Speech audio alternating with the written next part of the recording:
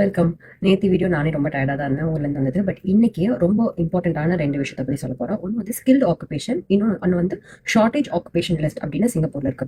Skilled occupation லிஸ்ட்னு தனியா கிடையாது. But shortage occupation லிஸ்ட்னு Singapore தனியா வச்சிருக்காங்க. ஸோ இந்த ஸ்கில்டு ஆக்குபேஷன் அப்படின்னா என்னன்னா, ஸோ ஃபார் எக்ஸாம்பிள் எனக்கு டிஎம்ல வந்து நான் வந்து இன்ஜினியரிங் முடிச்சுட்டு வேலை தேடிட்டு இருக்கேன், ஐடி முடிச்சுட்டு வேலை தேடிட்டு இருக்கேன், எம்பிஏ முடிச்சுட்டு வேலை தேடிட்டு இருக்கேன். இந்த மாதிரி சொல்றவங்க எல்லாருமே வந்து ஸ்கில்டு ஒர்க்கிங் தான் வருவீங்க. அண்ட் நீங்க வந்து எஸ்பாஸ் இ பாஸ்க்கு வந்து எலிஜிபிலிட்டியா இருப்பீங்க. ஸோ இதுல பிரச்சனை என்னன்னா, இங்க சிங்கப்பூர்லயுமே இந்த மாதிரி இன்ஜினியரிங் முடிச்சவங்க, எக்ஸிக்யூட்டிவ்ஸ், ஹெச்ஆருக்கு, ஐடில ஒர்க் பண்ணணுன்றவங்க தான் நிறைய பேர் இருப்பாங்க.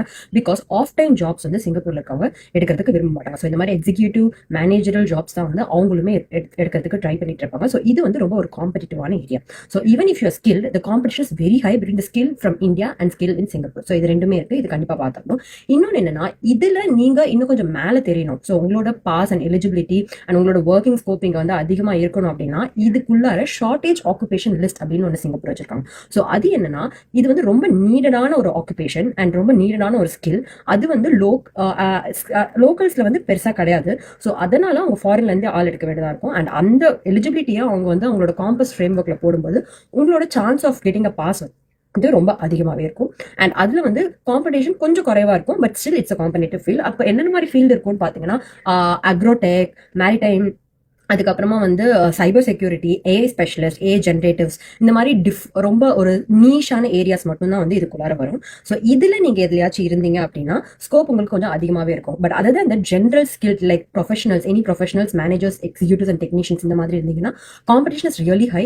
10 ஆர் 20க்கு ஒரு ஃபாரினர் தான் இதுல உள்ள எடுக்க முடியும். பிகாஸ் இங்க சிங்கப்பூர்ல லோக்கல்ஸ்க்கும் வந்து நிறைய இம்பார்ட்டன்ஸ் கொடுத்துட்டு அதுக்கப்புறம் தான் வெளில இருந்து ஆள் உள்ள எடுப்பாங்க.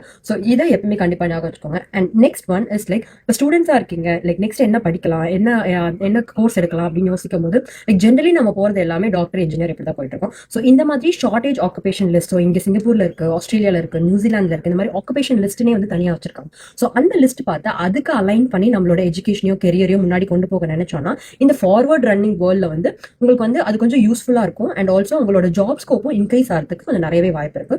So please try that. And என்னோட ஜாப் ஃபேர் எக்ஸ்பீரியன்ஸ் பத்தி ஒருத்தவங்க இங்க இருக்க ஜாப் ஃபேர் போயிட்டு எனக்கு டிஎம் பண்ணிருந்தாங்க. ரொம்ப தேங்க்யூ.